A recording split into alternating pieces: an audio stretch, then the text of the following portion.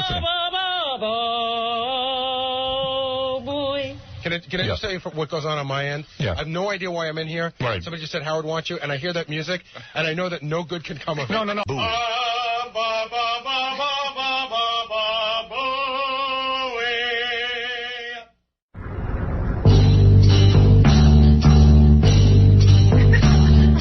I've got big teeth in the... Freddie went like this. I've got big teeth in the morning sun, and I'll have big teeth when the evening's done. Yes. You can watch my tongue washing them down, back and forth and up and down. Choppers like you just can't believe.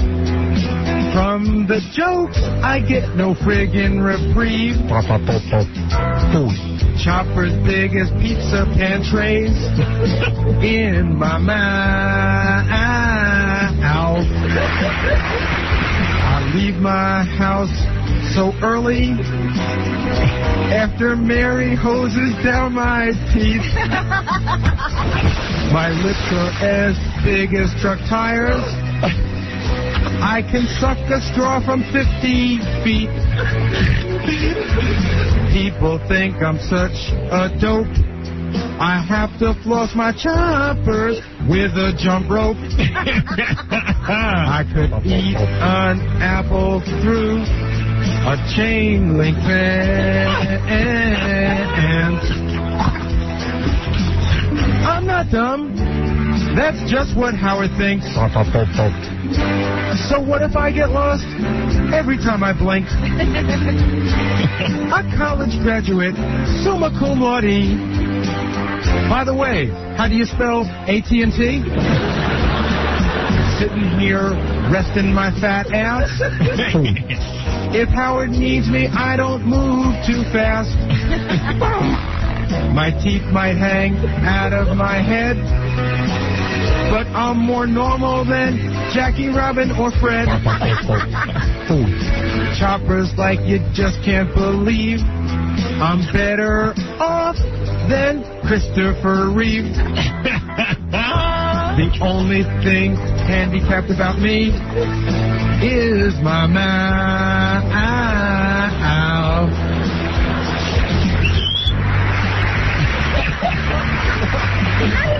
He can't whistle because his lips and teeth are doing that.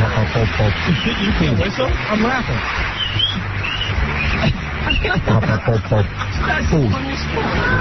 Love it. Great song.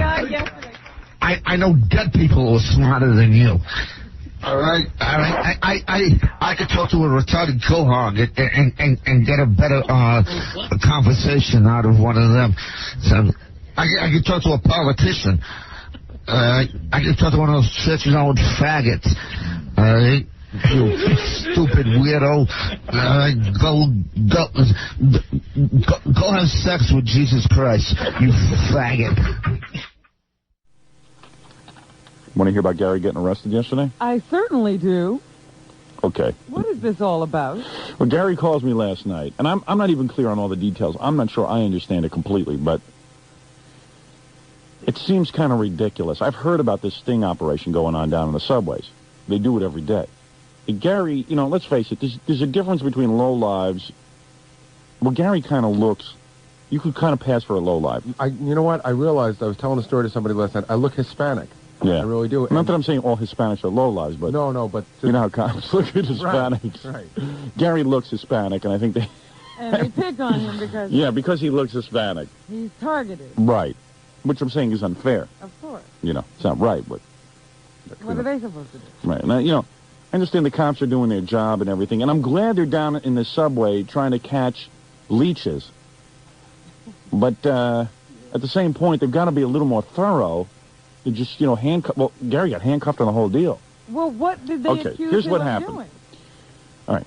Gary went down to the subway last night. He was going on a date. Uh-huh. Which he didn't even tell me about. Who are you dating? No, I was just going to meet a friend for a movie. It wasn't like a date. A girl. Right. Okay. But it wasn't like a date. It wasn't a date. It wasn't a date, Robin. Okay, Howard. It was a date. Because I was going to say they should have arrested him. He was dating on a weeknight? Yeah, you shouldn't be out dating on a weeknight. I was going to a movie No one on screening. the show's allowed to do I was that. going to a movie screening, actually. I was going to see Stella. It's important that you see that, because you can talk about it on the air. I see. Gary's now doing a show. Right. But okay. So... One at a time, please. So anyway, so Gary's walking down the subway. What were you wearing, like sneakers and stuff? I was wearing jeans, sneakers, and my football jacket. Because I remember when I first met you at NBC, I was a little nervous hiring you because you did look a little, not Puerto Rican, but you looked shady. He looked shady. And now I know him. I'm trying to think. See, I can't don't know how remember. I don't know how I thought that of him because I know him so well, but he really looks shady. Maybe the mustache. I don't know. Maybe the hair, the mustache. Mustache cut your hair. But even when I saw you back then, he just looks like a juvenile delinquent. You know what I mean?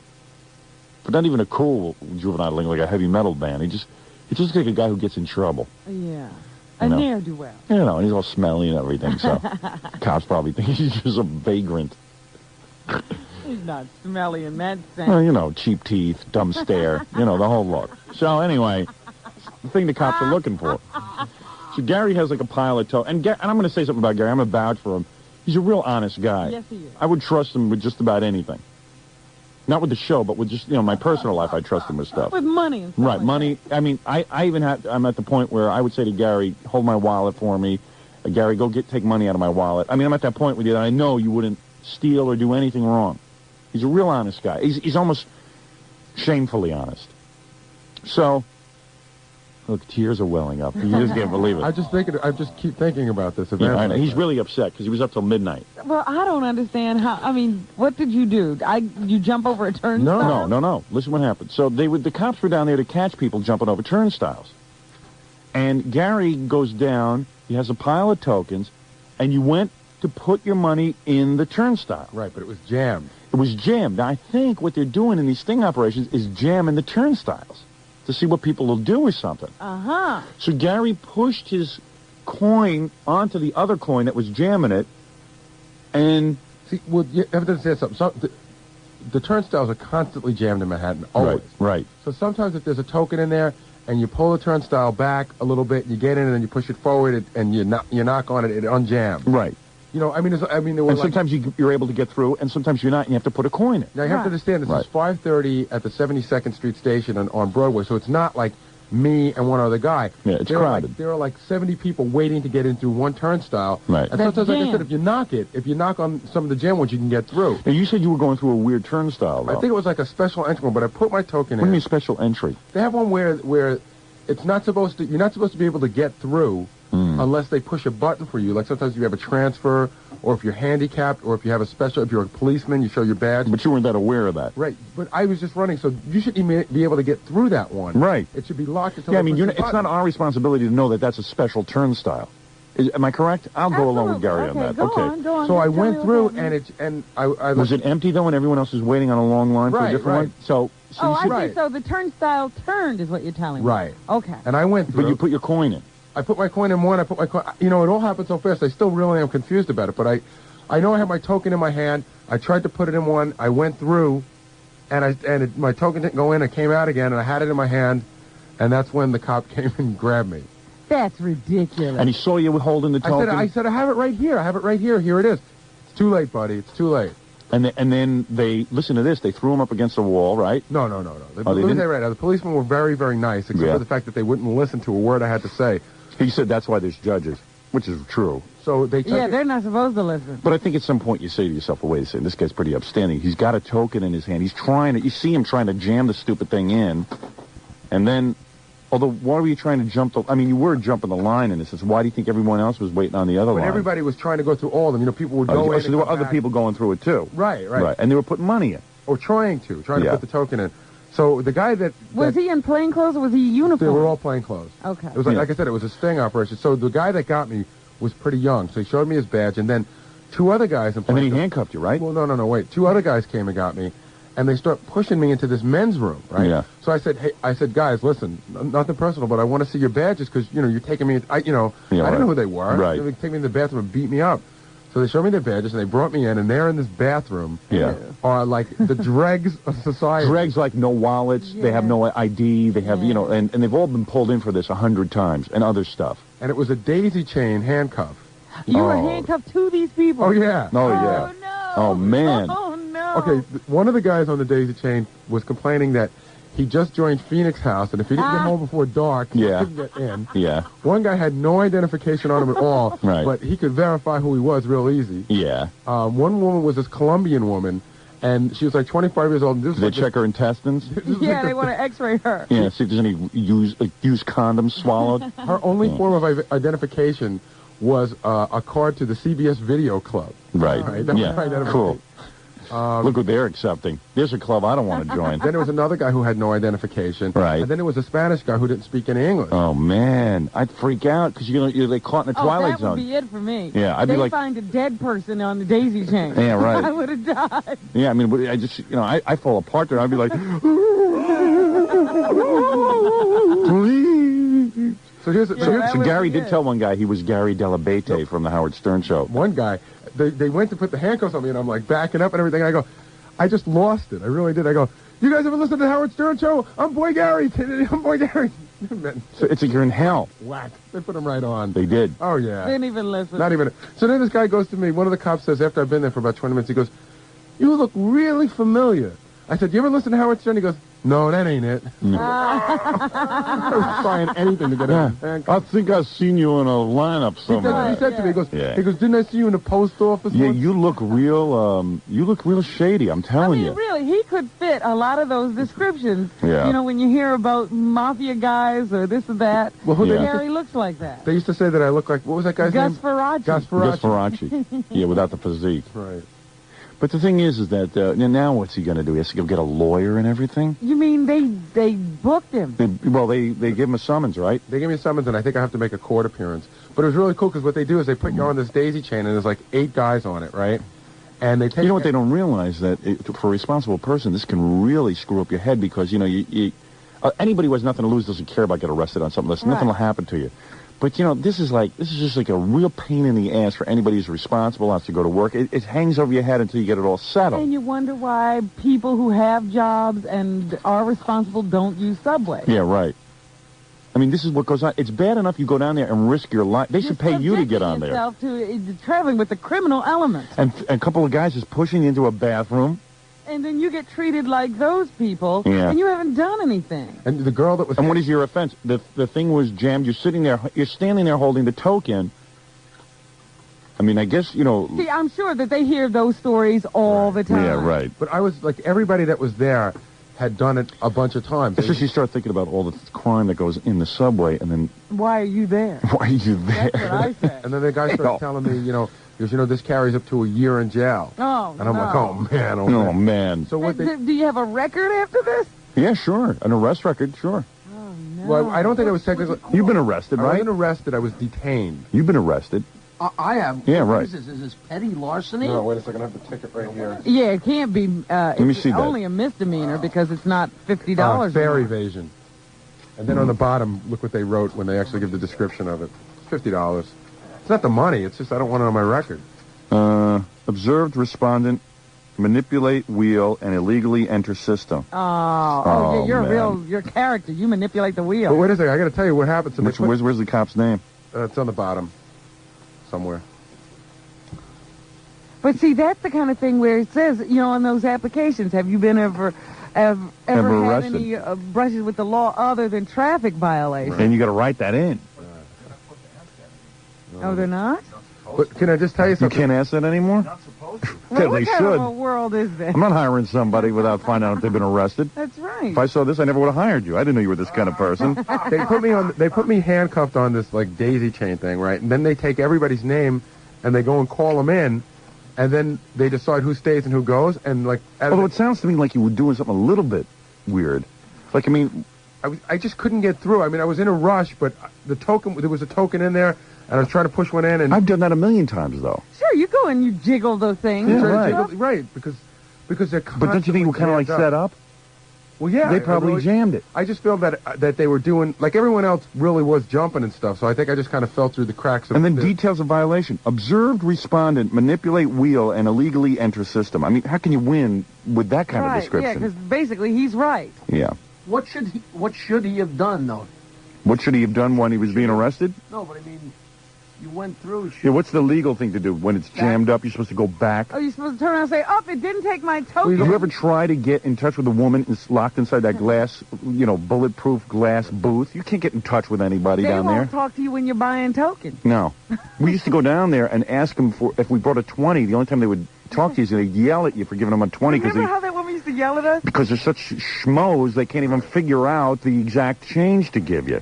What are you bringing a 20 in here for? Wait, I have to tell you something. I'm trying to read funny. the cop's name, Joseph. Well, he's just... And he's a paisan. No, he wasn't. Was he? Burbliglia. Oh, it ends in an IA. Nobody was caring about anything. Binbiglibla. It was like a supermarket. Did you tell him you were... No, it didn't matter. You didn't start speaking Spanish. No, but can I just tell you... What do you speak Spanish? So half these people that are on this daisy chain, after they call their names in, they all get put on the truck. Right. Because they all have outstanding... Oh, I'm sorry. Wait a second. What is happening? I'm having trouble with the mics. Yeah. They all have, like, half of them have done it a lot of times, and half of them have done other things, and they just happen to be getting caught for jumping the So turnstile. Gary's all freaked out. So I guess what Where we did should he do... call you from? Home. I went back home. Oh, they didn't take you down to a station? No, they just detained me for about an hour. I'm sure there's an easy way to get a lawyer with some connections to get this thing straightened out in 2 seconds. But I just want to tell you something really funny. This Colombian woman that was handcuffed to me. Yeah. She wanted to go to the bathroom. We were like in the men's room, and I said, "Listen, honey, I ain't going," because I would have had to go in with her. Yeah. I said, "You just wait till we get out of here." Oh man. I wouldn't say anything to anybody on one of those lines. They were all really weird people. I mean, we weren't talking to each other. Let's put it that way. Yeah, right. 8 people, like, all looking different ways. Yeah, and everybody saying they're innocent, and you're really innocent. Except for the one guy from Phoenix House. He kept going, "I have to be back at Phoenix House before dark, or they won't let me in." But see, that's the problem. Like when you go to a mental institution and you do the appropriate thing for a normal person to let people know you're sane, And you sound crazy. You sound crazy. Excuse me, I'm normal. Yeah, they're all saying that. I've already got a lawyer. Who's your lawyer? I don't know, but it's a guy. He doesn't want his number out in there, but he said the same thing happened to him. No. Uh-oh. Oh, he just wants to discuss it with you. Yeah, right. Maybe we'll get Dominic Barbara. Yeah, he should know I am somebody. calling Dominic. He might be the guy to get. He may not be the guy to do it, but he knows the people to do it. Yeah, he might be the He'll guy. get you divorced from the system. He's the show lawyer, so. I didn't have enough money to pay a speeding ticket on Staten Island and got arrested. And since my buddy couldn't get home and get money and get back to Staten Island by 5 o'clock, which is when they closed the local jail, I got transported in one of those vans that has a window about 2 inches square. It actually has bars in the... Yeah, that's pretty frightening. I was handcuffed to 2 guys, Weren't you scared? Murderers, I had a speeding ticket, and there were murderers. I mean, the murderers. One guy, I swear to God, one of the guys, because we went around different parts of the city picking up people in this thing, and to bring them all to Brooklyn House of Detention. One guy was like in a short... Well, you were arrested for public drunkenness, right? That's a different story. But, all right. But this one guy... That time he didn't care who he was with. They open up the door, the guy gets in, they close the door, and before they hardly had closed the door, the guy just took a pin out of his pocket and opened up his handcuffs. So oh man, the girl, he's loose. Oh man, the girl that I was with was so excited about the whole thing. She was like really digging it, and she said to the cops, she said, "Excuse me, are we gonna go to get to hang out with like real murderers and stuff? Are we gonna get to go to jail?" Yeah, great. She's looking for some pointers. Yeah, some action. Where'd she study at the Charles Dickens School of Law? Lore. All right, listen, we got to take a break. Let's do some news when we get back. Okay. And then we'll do the Ed McMahon story, too. Shoot, I can't believe Gary was arrested. Yeah. Yeah, it's a real drag. I was real upset. We got to get out of New York. Yeah. Because I once had this same incident what Jackie's talking about. We were caught doing 115 miles an hour upstate New York in a car. Yeah? And my friend was driving, and they left me and my other friend on the side of the road, and they hauled him off because we didn't have any money. And they took him to a garage, like this guy was Andy Mayberry. Yeah. The judge up there was Andy Mayberry. He does it from his house in his garage. He has like a little desk in his garage. And the cop brought him into the garage and told us to go back and fleece our friends, get as much money as we could. And we just handed it over to the guy, and then they let us go. They just fleeced us for as much money as they could get. Well, yeah, that's what they do in But those small towns. we were left on the side of the road for about an hour and a half, 2 hours, thinking our friend was dead. They ask you how much money you've got, and then they tell you what to Yeah, find. right. And it was everything we had. And then we had to panhandle out of Howard Johnson's to get gas money because nobody had a credit card. Oh, man. The world's not fit for decent people. No. Although we were doing 115 miles an hour. That was wrong. Yeah, it was wrong. And the guy was on speed. But this was in college, and I didn't know. I wasn't on speed. He was. He was wired. But what were you doing in a car with a person doing 115 and you weren't screaming? Oh, yeah, we were yelling at him, but he was on speed. He was up for 3 days. He couldn't calm down. He was pulling hair out of his head. You know, I'm watching this elaborate setup for John Bon Jovi this morning, and quite impressive, actually, and trying to figure out what songs, because he said, hey, Howard, I'll do any song you want me to. Let me do my new single, and I'll do whatever song you want. What song has bongos in it? Probably his new one. Maybe he's got some bongo. Bongos, actually. I've actually influenced him into the bongo thing. I'm big on bongos. I play them. I'll be playing the conga this morning. I should go over and check that out, man. I've always thought I could play the conga. Well, let's see your chops. Except it hurts my hand. Oh, I see. Yeah, I don't even know how to mic that thing. So if I get up, hey, Gary, bring him the wireless microphone and I'll play some conga. So I'm trying to think.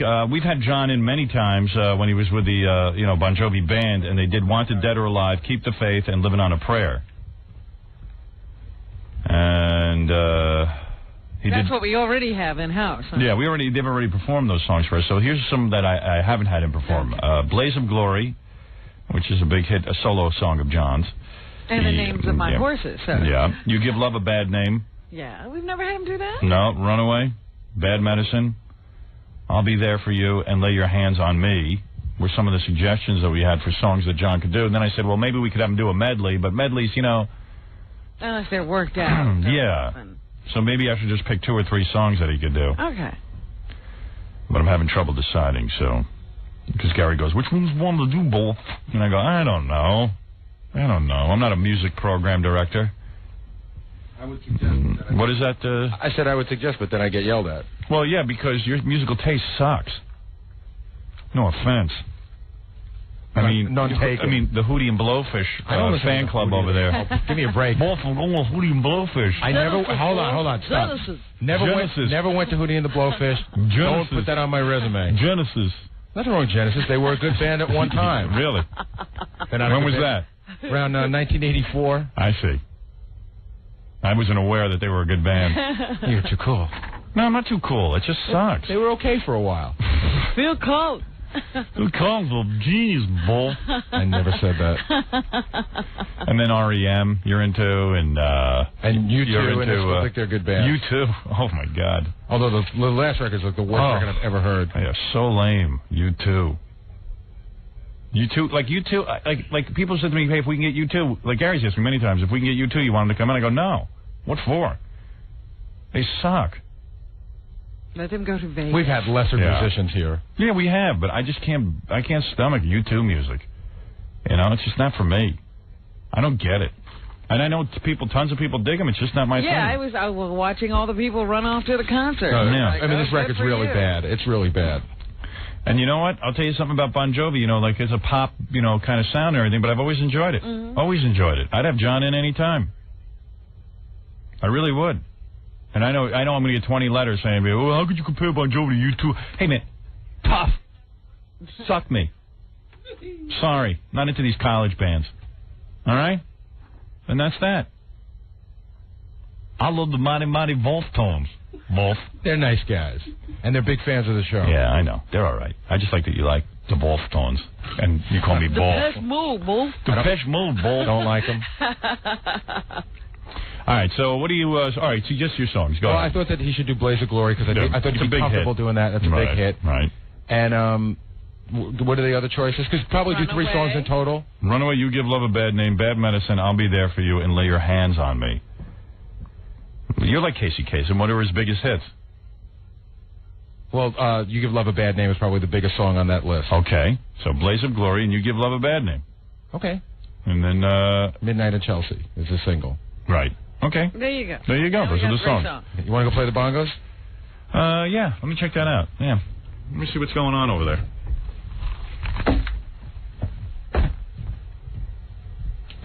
Making my way over to the bongos, Robin. Feel a little Ricky Ricardo vibe coming on. Gary, I'll need your assistance. Let me check out some of these instruments. Let me see if I could jam with these dudes. I can't even get to them. I don't think they left room for you. Let me see. Yeah, I'm into this whole... Look at that. These guys got about 900 instruments here, you know? No. Just hold the microphone. And they didn't even know what they were going to do. So I guess they brought everything. Babaloo. Babaloo. What do you want to hear, Robin? Wipeout? Cuban Pete. You see, I can't play some jamming with a band. Yeah. So what else you got? Maraca? Wow, what do these instruments have anything to do with Bon Jovi, though? Let's see. Well, maybe he thought you were going to ask for something exotic. You ever hear this? Here, hold it. I don't think that's how it's used, Howard. I hate to say it. I think it's used like... Right, that's something you check. Shot through the heart, and you're to blame, baby. And then there's a whole big drum kit over there, man. Yeah. Little organ, electric piano. I can play all these instruments, actually. I'm pretty... a bunch of keyboards. I play all keyboards. How's that? Pretty good? You didn't know I could play that. I don't even know what that's called. Chimes? What's this? So. What's this thing, man? Check this out. I think I saw that on... I swear, I think I saw that on I Love Lucy once. What kind of That's instrument? some kind of a connector, isn't it? No. I think it goes like this, Howard. Yeah, go ahead. I think it's, maybe I'm Oh. I know what that is. Sounds like Gary's teeth. I don't know. They got some weird instruments. Oh, man. All right. I don't know. There's a lot of instruments here. None of which I can play. These guys must have about... how much do you think all this equipment's worth? We should just sell it. You know what? Get that guy's cancer operation. I don't think John brought in this much equipment ever when he was with the rest of the band. Yeah. Well, he didn't care when he was with those guys. Now he's got his own thing going on. There's so many cases out front, you can hardly get in here. Hey, why don't we... as long as we got the instruments here, why don't, like, me, Jackie, and Fred do a thing? Jam there. We could jam. Because I can play organ. Do you play? Oh, yeah. I play organ. Oh, Could they hook this crap up for us? Freddie can play guitar. Yeah. I can do percussion. No, you can't. You go back to your desk. You're retarded. Yeah. Piss off, Wally. You can't play one instrument. Yeah. Remember when Gary was taking guitar and then he took piano and everything? Let me tell you something, man. I played percussion with John Entwistle. Did you? Yeah. Really? Bad day for him. Jackie, you can play guitar, right? Oh, yeah. Why don't we plug in and do some tunes for the audience? I'm sure they dig it. I'll play organ or drums. I don't care. I'm multiversatile. No, I meant what song? Guitar. I don't know. What song you want to do? Tortured Man? Louie? No. No, Tortured Man. I can't play that. I need musicians to play that. I don't know. I'm in the mood to jam. It don't get much easier than Louie. You want to do a little Led Zeppelin? Which song? I can do Louie Louie or Hang on Sloopy. Take your choice. I could do a medley of those two. I can break into it. I wonder if those guys could hook us up. No, they can. I'm sure they can. Can they? They get the mixing board in there? Yeah, the mixing board's all set up. I'll have to just get John's won't personal... ruin it for the real musicians when they come in? You think if we took a break, they could get us hooked up? Like real fast? I mean, I don't care if it's... You know, as far as I can see, everything's hooked up except Freddie would have to grab a guitar and plug in. Yeah. You know, that's no everything big else deal. is mic'd. Yeah. All right, let's go to it. So you want to hear some tunes? You don't have a rhythm section, though. I could always play drums. Oh, yeah? Because Jackie can play guitar. All right. Can you do leads and stuff? I can play guitar also. Well, Fred can play guitar, and I can play I can play guitar with my foot, and I use my hands to play the organ. Jackie says he can play drums, too. Oh, really? Can you really? Yeah. Well, we can audition each other. Well, Fred, I think you're real good on... You know what? This is almost like Electric Comic Con. Yeah, we're getting a band together. Play This is a cool. song. When the music stops, we'll switch instruments. Yeah. You couldn't even do Psychedelic B now, could you? You realize how versatile? No. You realize how versatile we are? That we can just we've got 2 drummers, 2 guitar players. There you go. We have a super group. Okay, so the guy said he can do it. He can? Yeah, he said he'd like you. This is really funny. Yeah, we won't mess up their He'd instruments. like you on that mic. Do you know that the code word for John is Elvis? The whole band calls him Elvis. Oh, I see. So you need to be on Elvis's mic. Well, but how can I do that and play the organ at the same time? Okay, let me see. Can they move that? I could probably move that for you. Yeah, because I need keyboards. No Mike buy the organ at all? Unless they want me to jam out on guitar. I mean, I can play either one. Do that. Yeah, why don't? Because they got the wah-wah pedals and all that stuff. Oh, do they? You like that? No, but we need an organ player for Louie, because you need to. Yeah, and I'm the only one here who can really play that. I'm the only one who really can play multiple instruments in the group. Howard, Yeah, I really don't even need these other guys. Play the guitar and profile with the foot pedals and everything. Profile's not in my vocabulary, not with this nose. No, I'll play organ. All right. Because I got to be the lead singer also. There you go. But you can play any of those instruments, you think? Sure. Because I always think... I play guitar. Remember when we were kids and you'd see, like, Bobby Vinton would go on the Merv Griffin show and he would do that song where he could play every instrument? Yeah, I could do that. You can go right around the horn? Sure, yeah, absolutely. Sure. Yeah. Multi-instrumental. Yeah, I mean, I'm the biggest musical talent going. Like Edgar Winter? Yeah. Quadruple threat. I think the audience would like to hear some good tunes that, generated by us. Will John be in? Yeah. Actually, as long as we got all this gear, maybe I can put together a pickup band. There you go. Get my own solo thing going. Gigs on the weekend. Sure. Yeah. Do we have to call you Elvis? Yeah. Yeah. Why don't you do an Elvis tune? What are you saying?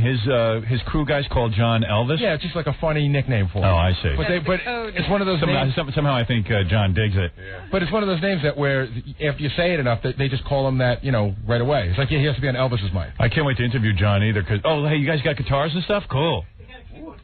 I don't need a keyboard player. I want to play. You don't want help? Do the guitar thing? All right. I don't need. If we start jamming with a keyboard player, then it's not us. It's not my. What do you think I am? The Spice Girls?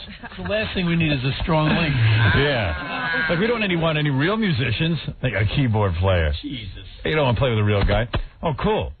That's great. What is There's a guitar. That's my headphones. I'm wearing portable headphones. I thought he was plugging something in. No. It's not that. Those guys are professional, not like us. They don't make noises like that. All right, I'll tell you what. I'll take a break. I'll get over to the instruments. I just got to get a microphone on me so I can sing leads. Have you decided which song it'll be? I think I'm going to do Louie, even though I don't know the words. We'll take requests. Why don't we just play one and see if Robin can figure it out? Yeah. There you go. I might need some rehearsal time. So can we?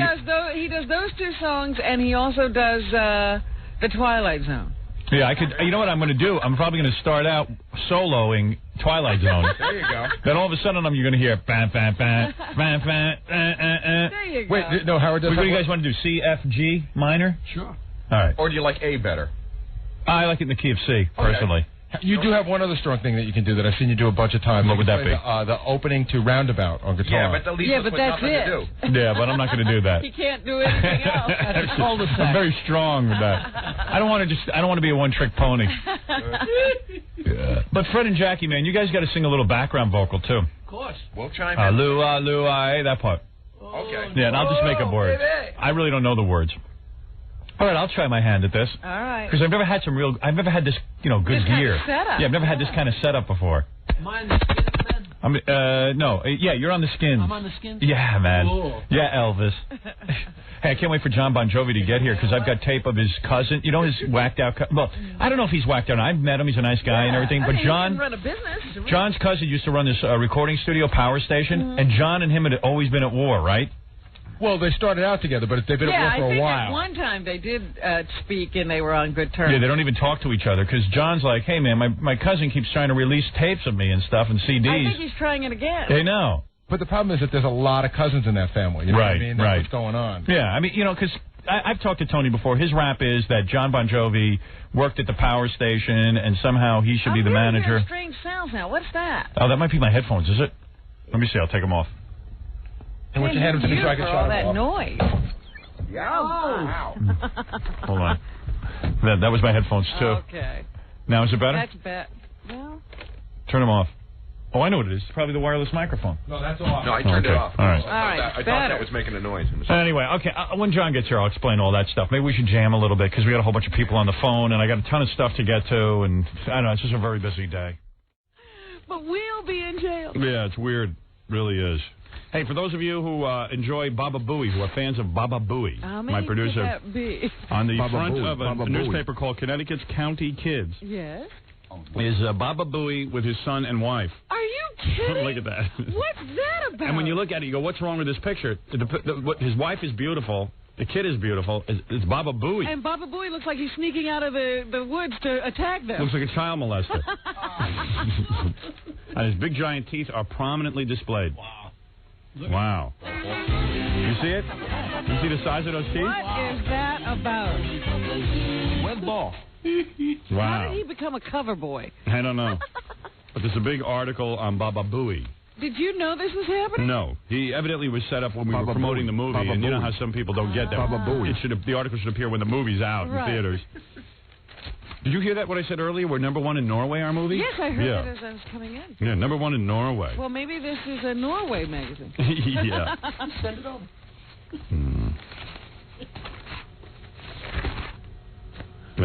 Big article on Baba Booey in here. What do we learn about Baba Booey? Baba Booey. Nothing. Nothing that we didn't already know. It's just a goofy article. And his giant teeth are shown here. Baba Yeah. Booey. Oh, boy. There they are, the giant teeth.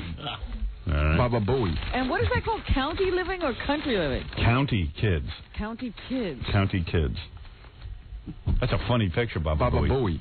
The one on the front cover or the one inside? The one inside. Well, I know, because what they did is they took... What, they do a close-up on your teeth? No, what they did is they took a shot from the cover, but they had a zero in on it. And I was showing it to somebody yesterday. In fact, I think I was showing it to our program director. And he goes, oh, there's those trademark smile. You know? He was about to say something about the teeth, and then he felt bad. Yeah, he tell him to save that. Radio show. Yeah, tell him if he wants to do that, he can do that on the air. But they jump. I mean, even I was looking at it yesterday and going, man, those are big. Yeah, they are big choppers. It's a bad picture of my choppers. It's a bad angle. Some good interview with Gary, some interesting quotes. Yes. It's not a bad picture of his choppers. It's a good picture of bad choppers. Right. It's an excellent picture of bad choppers. Yeah, there's no bad picture of those choppers. And Gary has a weird hairdo. It's like when he had his, he shaved, the sides of his head, and he has that big ball of hair in the middle. Yeah, that tuft. Yeah, that tuft in the middle. It's like a chick. Baba Booey. That's when he cut his hair when he wasn't supposed to. Yeah. Looks like a cleaning woman. Jackie, but thanks for bringing it up. I like this quote. I always thought of Connecticut as so far away from the city. Oh, God. I'd see those blue license plates and think that Connecticut was so exotic. Like Tahiti. It's Fiji. Fiji by the sea. How do you get there? I love that quote. Blue license. Why would the blue license plate? It's the closest thing to a grand skirt, isn't it? Book me a plane to Connecticut. I love it. I could explain it, but it would only make it worse. Mary is his wife. Yes.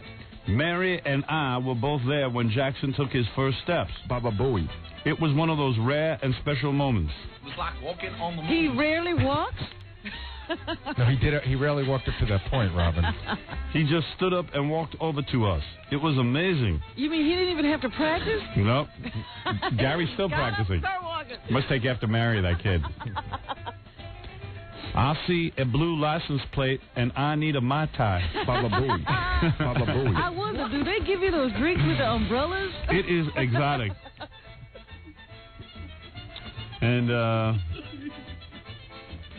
Gary spends as much time as he can with Jackson and Mary. Oh, yeah. Well, you know what this reminds me of? Like one of those Hollywood pieces when, like a gay guy gets married and they have to pose him and with his wife and kid. Like those old, remember those old pieces you used to see with Ronald Reagan and his wife, how happy they were in the house? Yeah. Then he divorced her. I consider myself the luckiest guy in town, he proclaims. Him and Lou Gehrig. I have dinner with my child every night. A lot of men in this town travel or have long commutes and aren't home for dinner. I am home. See, with the show airing at 6 a.m., Gary must leave his home in Connecticut before 5 o'clock, and then he generally leaves work between 3 and 5 in the afternoon. There's Gary's schedule.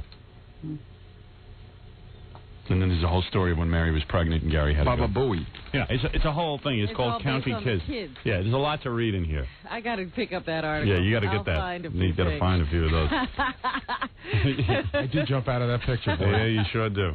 Well, good for you. Thank you, Wolf. Doesn't it look like Baba Gary Booey. is coming out of the woods to grab that kid? I know.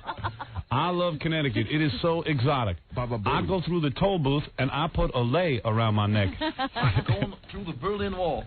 Uh-oh, I'm at the Connecticut border. Uh-oh, where's my grass skirt? There's no one here to greet me. It's so exotic. Where are the natives?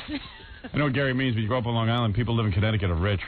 My next door neighbors had relatives from Connecticut. When I see the blue license plate, I would think it was so far away. Right. Well, there you go. Right? Isn't that right? The guy who owns Slum by Bayville? One by the sea. I've seen a lot of Connecticut license plates, and I don't think the word exotic ever went. Yeah. And why? Just because of the color blue? It makes me think I'm in Hawaii. Blue. Baba Booey. Baba Booey. Remember Elvis? Wasn't it Blue? His movie Blue. What was it? Blue Hawaii. Blue Hawaii. I'd like to see Blue Connecticut. Blue license plate. My movie Blue in Hawaii, Connecticut, and everywhere else. Baba Bluey. Baba Bluey. Oh, boy. Hey, Vic, you're on the air. All right. All right. Congratulations, Gary, on County Kids. You're a Baba cover Booey. boy. He always leaves all upset. I'm the luckiest man in the world. I get to eat dinner with my kid. Yeah. And watch him walk. That's why Gary has headaches every day and nosebleeds because he's so anxious to go home. Oh. He's sleeping on the couch here. Yeah. I'd love to see the outtakes from that photo shoot. Yeah.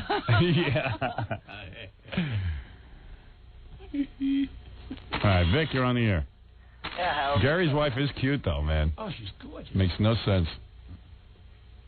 No wonder he's smiling. Jesus. Yeah, no wonder he can't cover those choppers. Baba Booey.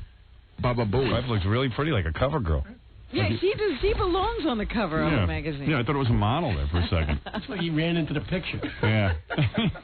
He's like ruining a nice picture. It'd be great if he was blurry, you know. Yeah. Or cubed out. Cube his teeth out. They're offensive to the readers of County Kids.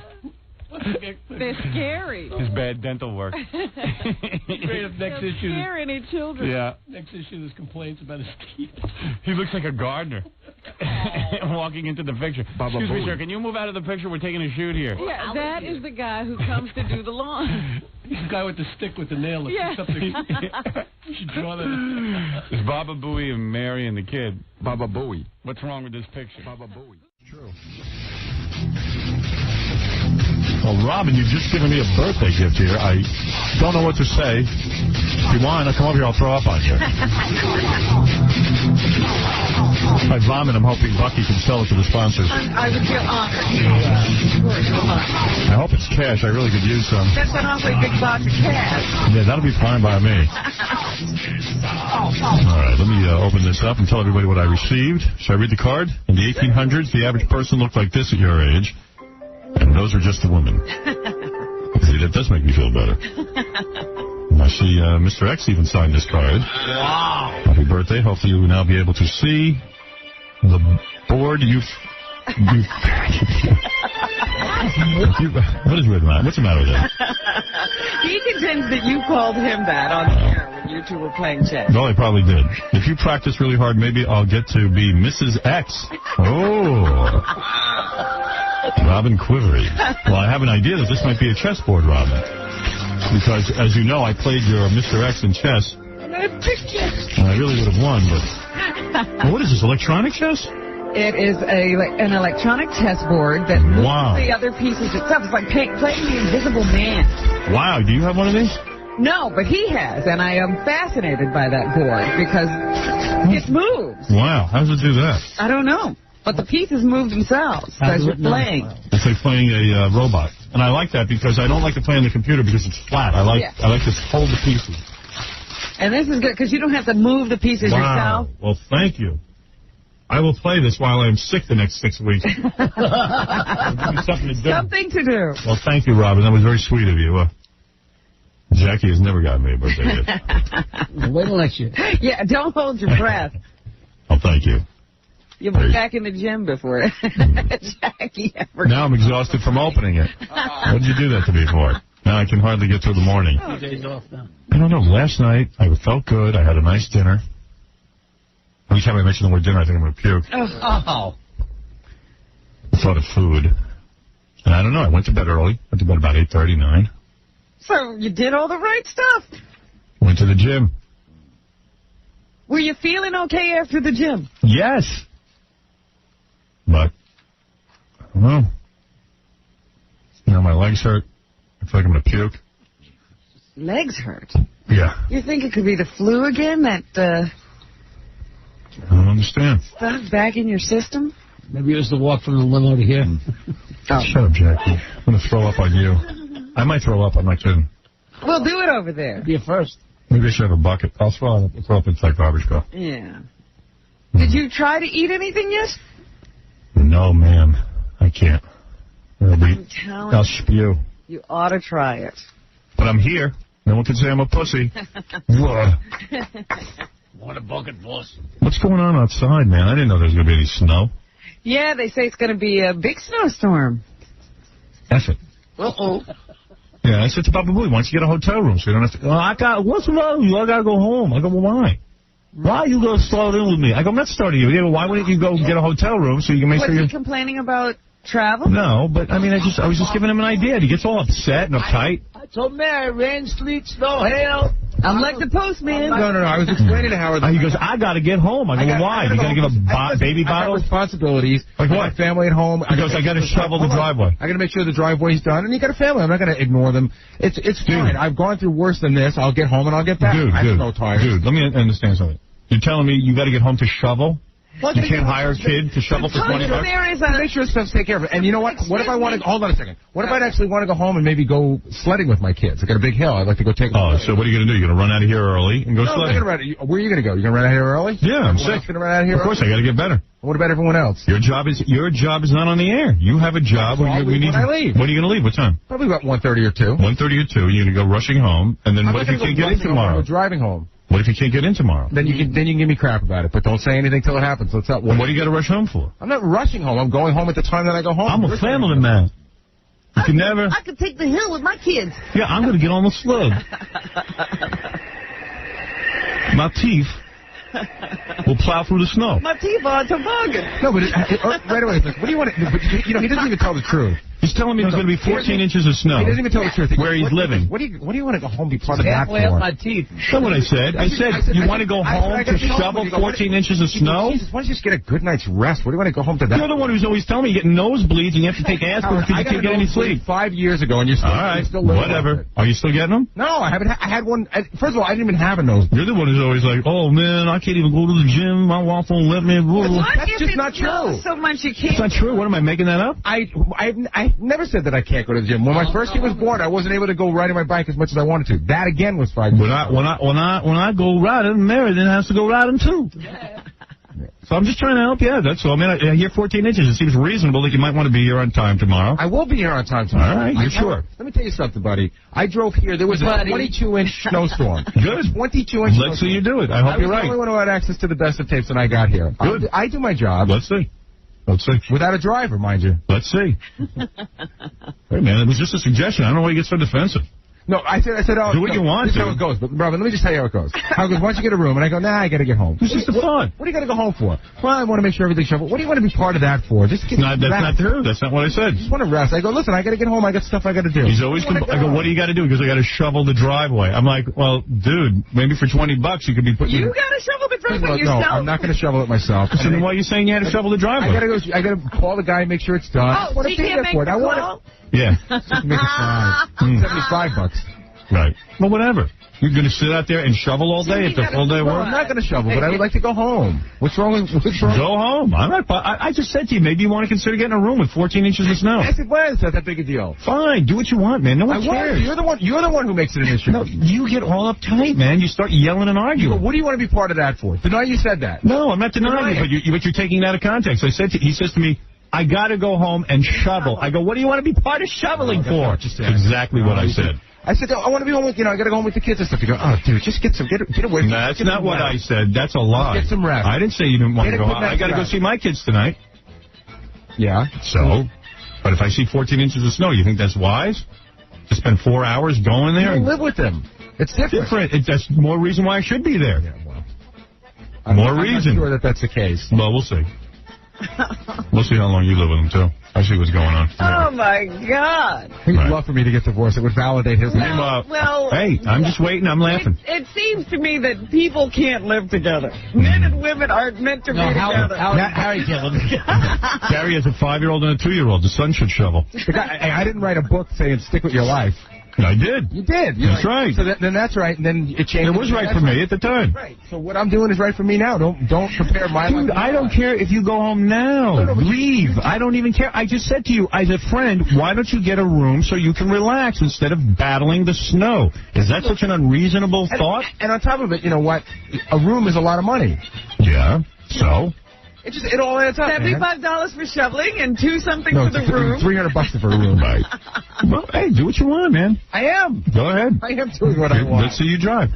Let's see you with your big teeth and everything, and your lips pressed up against that windshield. Question. Let's see you do it. What does the size of my teeth have to do with driving? It's funny to watch you drive when your teeth and your lips are pressed up against the windshield. Let's see videotape of you driving. Whatever. Your hands at 10 o'clock and 2 o'clock with your nose pressed against the windshield. I haven't had any accidents. 5 miles an hour in the right-hand lane. Haven't had any accidents. Me neither. I don't know about that. It's not what I hear. What'd you hear? I've heard you cracked up a car. You're such a liar. All right, whatever. Okay, whatever. I'm making it up. You did. Whatever. You're just fishing. I know you're fishing. Whatever. I've heard some things. Dude, do what you want. Well, who cares? If I say to you, go get a hotel room, you go, no, that's the end of the conversation. It was. I said, no, I don't need one. Good, so who cares? That should have been the end of the conversation to you. All right, thank you. This is really boring. It's boring to me. You've made your point. I'm wrong. Okay, you're right. Go home and shovel. Don't suggest anything to him again. No, go home and shovel. He suggested it. Be happy. I said I didn't need it, and then he continued to browbeat me over it. I'm not browbeating you. I'm making a suggestion. I said I don't need it. Now he thinks that you're recruiting him into singlehood. I don't care if he's single. I said I don't need a room. He thinks I give a crap if he's married or single. I said, what do I need a room for? And then he could decide to tell me what I need a room for. And I said, no, I don't need it. I just said, okay, we got to have a Super Bowl party. Girls. We got to have girls. We got to have girls. We got to have girls. We'll see. Good. No, I'm not coming. Good. You shouldn't be there. You should be home with your kids. I am. I'm not coming to the Super Bowl party. That's right. You got to watch it with your kids. So Ralph's in charge. Good. My job. No, you're in charge. You'll make the arrangements. I will make the arrangements, but I'm not going to. You're not going to go? No, really not. Good. But it has nothing to do with this conversation this morning. Good. You should stay home. You wanted a Super Bowl party. Yeah. Every minute. I want a ball so we can load it up with girls. Yeah, let's talk about who was scheduling sports parties. Whatever. Minutes before he was separated. That's right. But I'm separated. What happened? Well, no, you know what? I'm traveling a lot this weekend. I'm traveling the next weekend. I'm just out of town a lot. Wife told him he can't go. No, she told him to stay home. She didn't. Of course. She really did. Okay. You just feel to be right because she'll be mad. That's right. You're anticipating. And if it were the other way around, I'd be mad too. All right. You're going to go out working, and then you need a day to relax on Super Bowl Sunday, and you're not allowed. Admit it. No. You're afraid to come to the Super Bowl party. It's not that you don't want to go. I know that. I could go.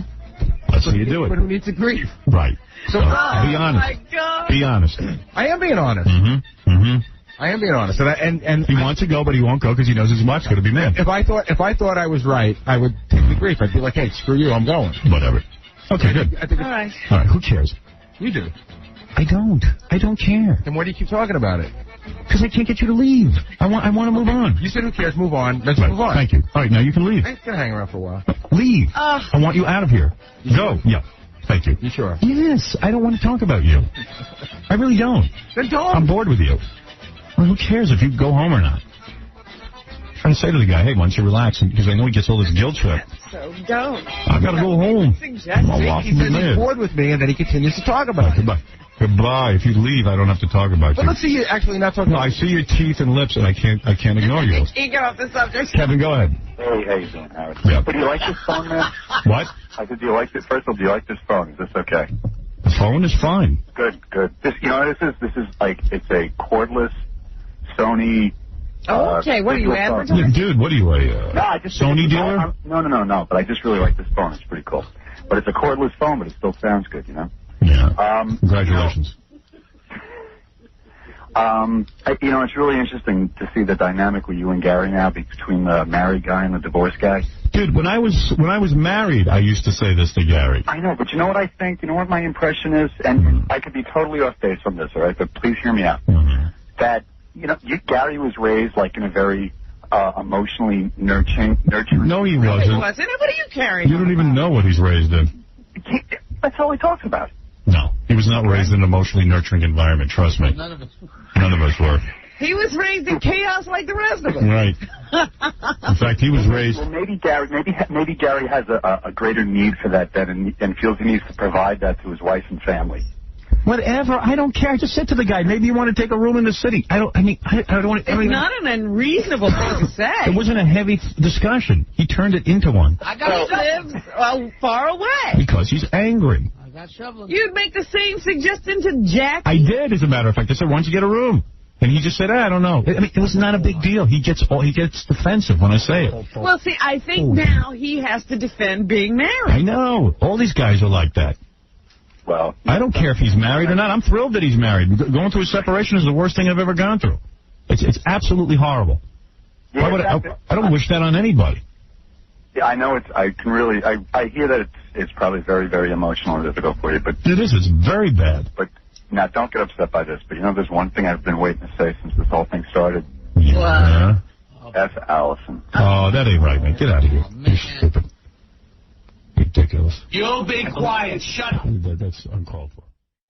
All right, Melrose, you got 1 minute of airtime. Good morning, Howard. Good morning. Fresh from a dinner with Ratso last night. All right, Ratso, that's 50 seconds. All right, shout out to Ratso. Read his book, steal this book. It's great. Larry, you should get to the point quickly. All right, here, for you, Baba Booey. I challenge you to a fitness test. Here, treats are involved. Okay. Here's a treat. Remember that one, Baba Booey? Yes. Treats were involved. Yes, Good morning, Jackie. I'll be at your wife's gig tonight at 9 o'clock at New York Avenue, Huntington. Oh, you're the guy. Thank you. I challenge you, Baba Booey, fa fa fo hi, ta ta toothy mama monkey, to a fitness test. Tom Chiasano, I paid to join Crunch Fitness this week, okay? You did? Tom thinks I got a freebie from New York Sports Club or something for giving him a plug. Tom yelled at him. Yeah, Did he? Tom, Yeah, I heard about this. What is this? What happened was he came on the air last time. Just and count he on my said, 1 he minute. was a crunch.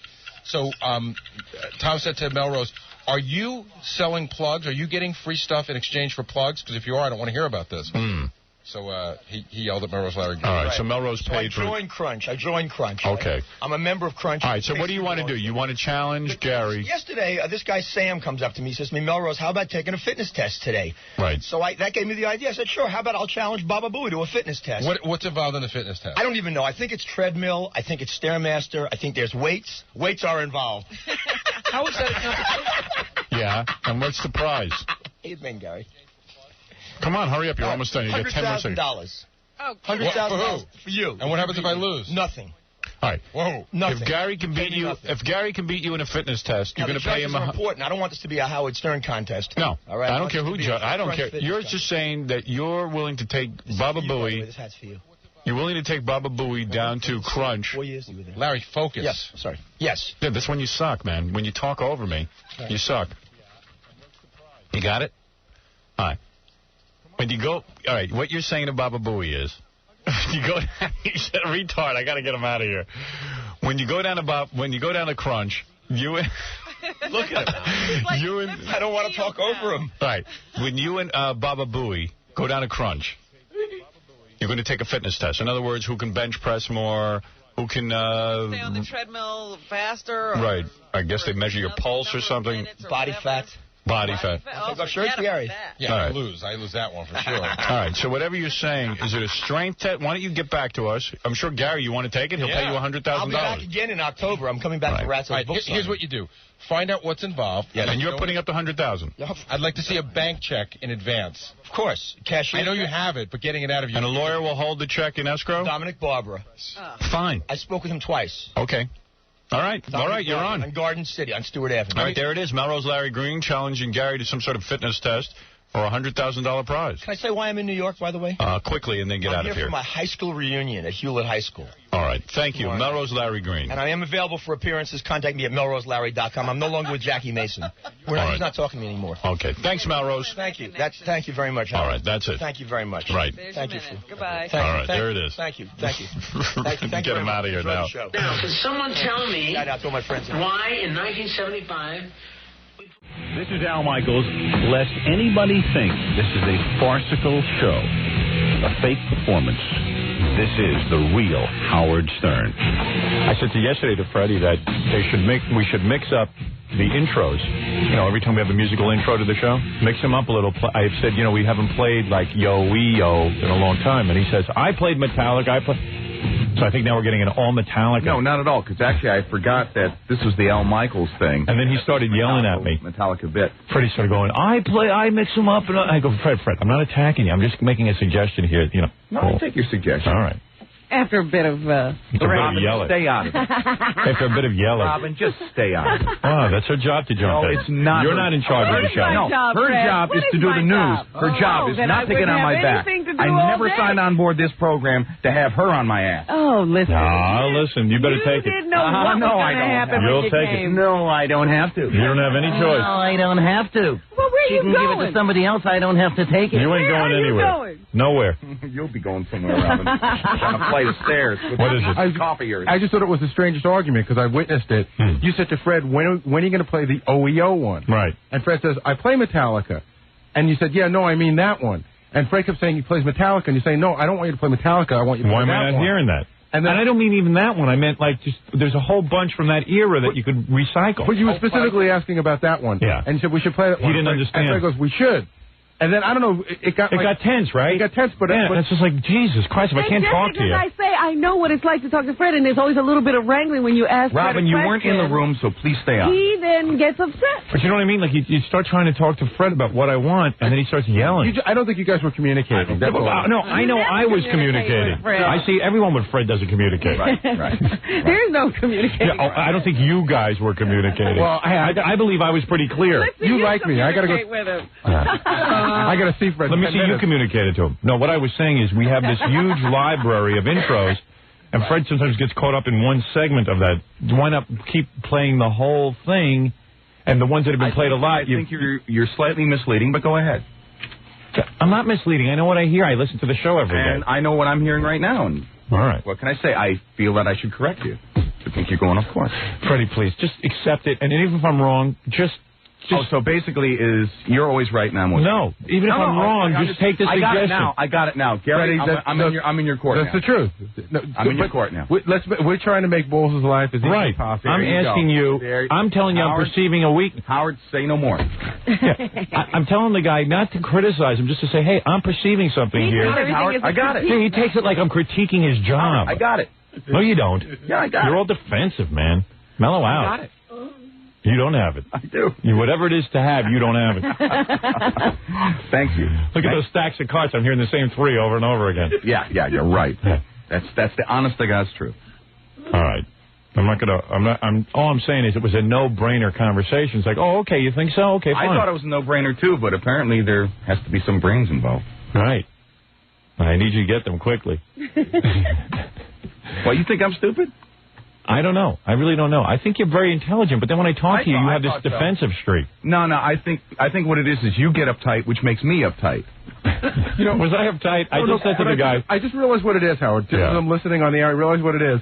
And I think Freddie will admit this. Go ahead. He always has to have the last word. So you say, take care of it. And he'll go, well, I don't think I'm doing anything wrong, but I'll take care of it. No, I'm not. Then I'll say to him, Fred, not that you're doing anything wrong. I just think that maybe we can recycle some of the...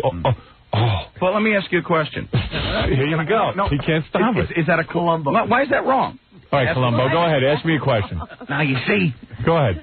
Now, the thing is this. If someone says to you, I want to see you do that, and you think that you are doing it... Fred, I'm not a foreman, okay? Would it behoove you to say, yes, I am doing that? Now, Fred, I'm not a labor negotiator. I'm not that person might be incorrect. Fred, all I'm asking is, my perception is that I'm hearing the same musical beds over and over again, and we have a tendency to forget about the older ones. I want to recycle them. But I do. It's like okay, I've fine. got a whole stack, and I go from the top to the bottom, and then go back again. All right. See, I think what happens is something pops out. Maybe we were leaning on it heavy at one point. You hear it, and you immediately perceive it as that we're beating it to death, which we're not. What? All right. Thank you. Can I just make one small suggestion, Freddie? I know a lot of them don't get played. Even though I know you think you're right, and the way I would have ended it. It's not right or wrong. But I would have just said, all right, Howard, I'll take care of it. Right. Okay. Boom. Then that's what I'll do. Yeah. You say, okay, I get yes you. Man. Right. That's all. Welcome. That's not a yes man. Yes, it is. But that's not a thing to argue over. Now I know the rules. Oh, my goodness. Robert, I love when Gary starts telling Fred how to do his job, and Gary has it completely wrong. Gary thinks I'm looking for a yes man. He's another moron. I know. It's not what I'm looking for. just that, like, I can't physically do every job. I was sitting here just thinking, listening to that conversation. Welcome to your nightmare. Yeah, this is my nightmare. I got Gary the moron explaining to Fred what to do. There's a lot of things so good at being a manager. That's why everybody who worked with a There's a lot of things Fred hates, but there's nothing he hates worse than Gary telling him what to do. Yeah, I mean, and for you, but you know what? There's nothing I hate more than Gary going, like, he thinks he's solving my problem. He goes, don't you know what boss wants? He wants a yes man. No. Freddie knows what to do. Moron. Freddie knows, so dumb. Freddie knows what to do. He understands. He knows what to do. But he wants to battle you. He wants to battle you. He doesn't know what to do. He knows it. Listen, he knows that you want to. If he knew what to do, he'd do it. He did it this morning. Yeah, he did it, but I had to explain it to him. He knew what to do right up ahead. He just wanted to say, I've been doing it, but just let it go and do it. That's all. I see. That's not a yes, man. That's let it go and do it. No, what it is listen to what I'm saying. If there's any validity, do it. And he did. But he had a fight on it. All right, listen.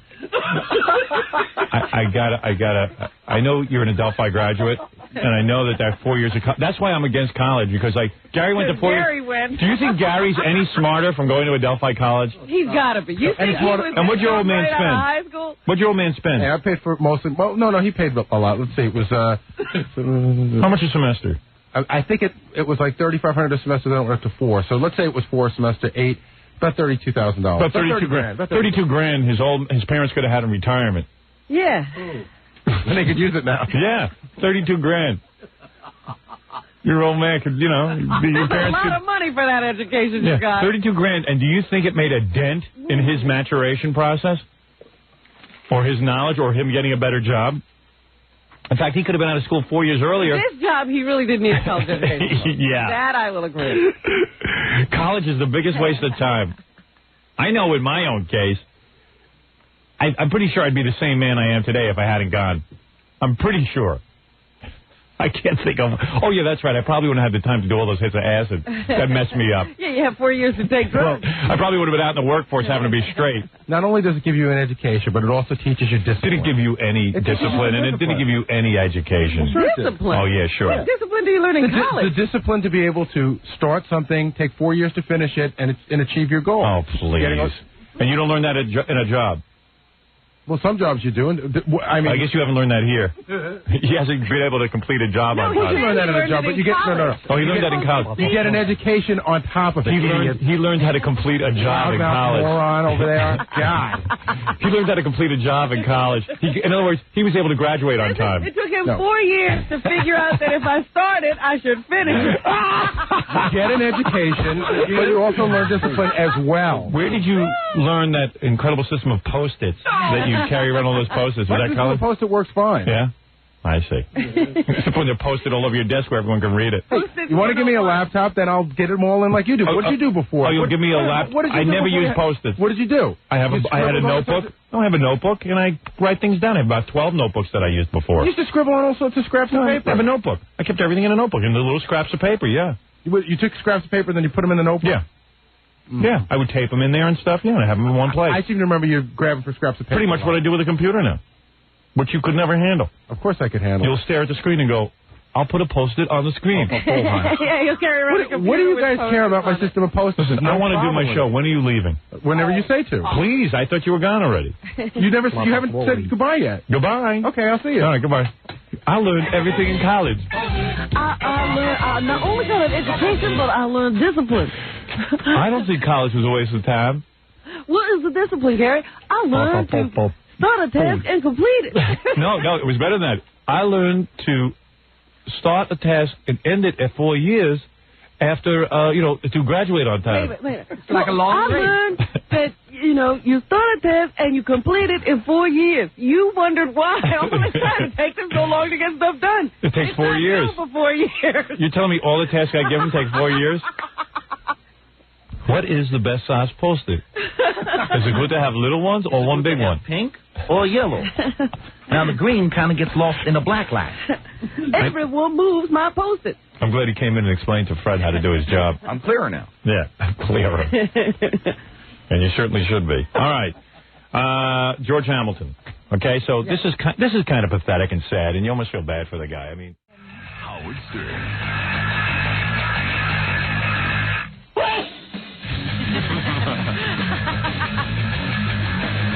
Pretty good. Oh. Yeah, it's Friday, man. Let's crank it.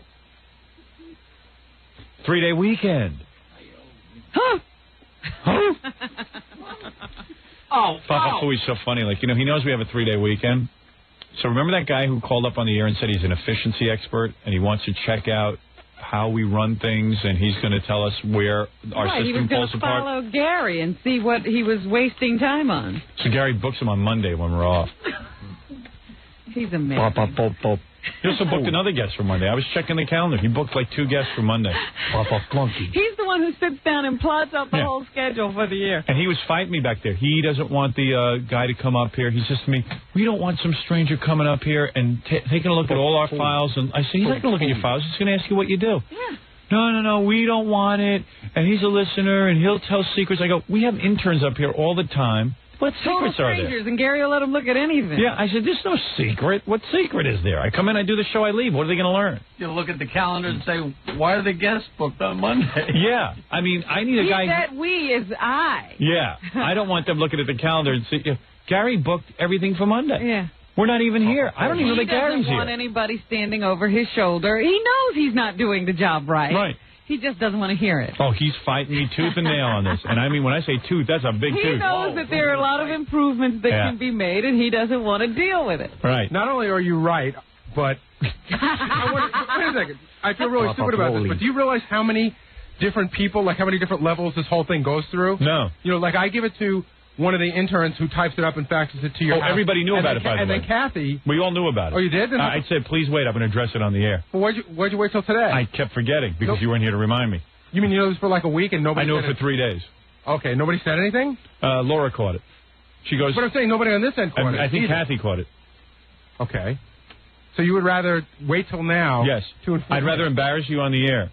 See, that's why it's tough to work here. Exactly. Because you embarrass me. You should just pull me to the side. But you know, if I had to just pull you to the side... all the time. Yeah, I don't have time to pull you to the side. You got plenty of time. You know how many days I would have to spend hours pulling you to the side? Well, you don't spend hours on the show. I do spend hours on the show. Oh, yeah, that's right. Yes, you've booked a whole bunch of guests for Monday, including the guy who's going to come up and check our systems. Well, then he'll see how good it works. Already there's a problem. Wouldn't that have been funny, though, if the guy showed up and goes, okay, well, how do you work on the show? And he'd say, well, there is no show today. Are you working Monday? No, No, you're not even here. Wait, Gary Puppet wants to say something. Oh, he's back? We haven't heard from him in a There is while. a fly in the ointment, and I am the fly and the ointment. That's right, Gary Puppet. I can't believe it. I will fight you tooth and tooth on this. I have so much tooth, there's no room for my nails. Gary Puppet, didn't you book De Niro on Christmas Day? Matter of fact, I did.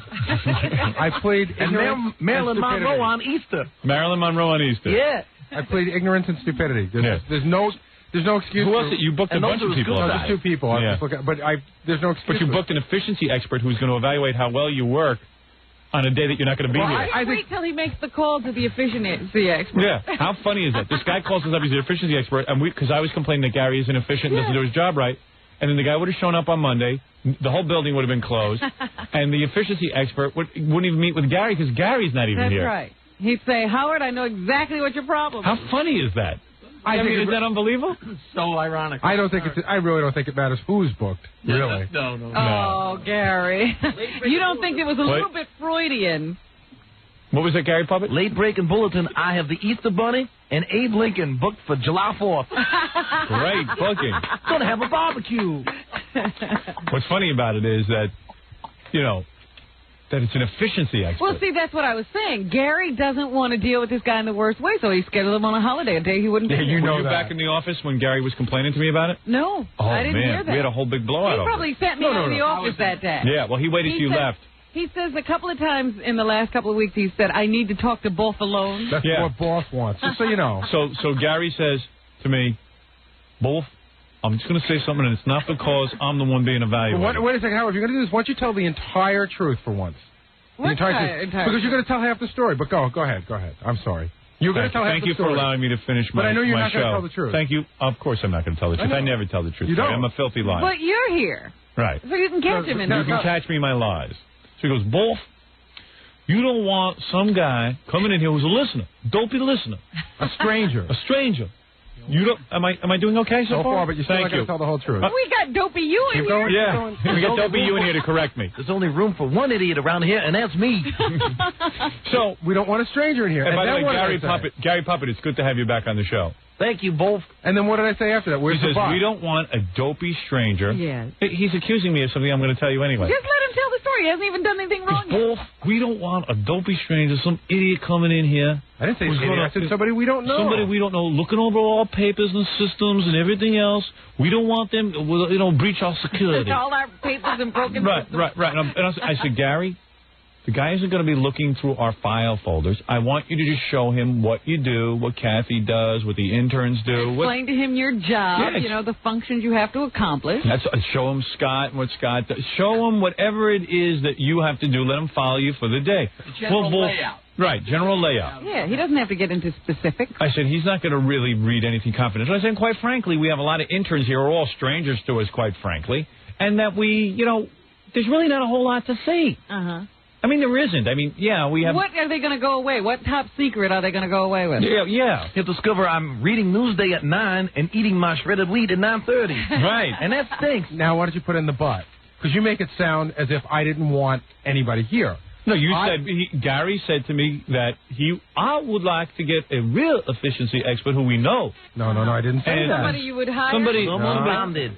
Somebody who we know who will not lie. I said instead of having a stranger who just called us on the phone, right? Why don't you call your buddy Jeff Schick at IBM, who probably knows somebody in this field, and let's get somebody who's got credentials. It turns out the guy that's coming in has credentials, but he just faxed us his credentials. We don't know. He hasn't been checked out. Well, I'm going to trust him. He sounded pretty bright to me on the phone. But do you think it's wrong for me to say maybe we should get somebody who someone else has worked with? That was, but this is the first time. Look any better. It was the first time you thought something through clearly because it infected you. But it doesn't affect me one way or another. It's still going to be a stranger to me. The efficiency expert's going to tell me what you're doing out there. Yeah, but both of them are going to tell me the same. I trust that guy. Both of them. I like that guy. But don't make me sound stupid. You make yourself sound stupid. Don't make me sound stupid for wanting to keep it secure. Don't make me sound stupid for that. No, I make you sound stupid for other things, Again, not for that. What top secret is he going to run off with? Well, there's many top secrets. Let me list them. Well,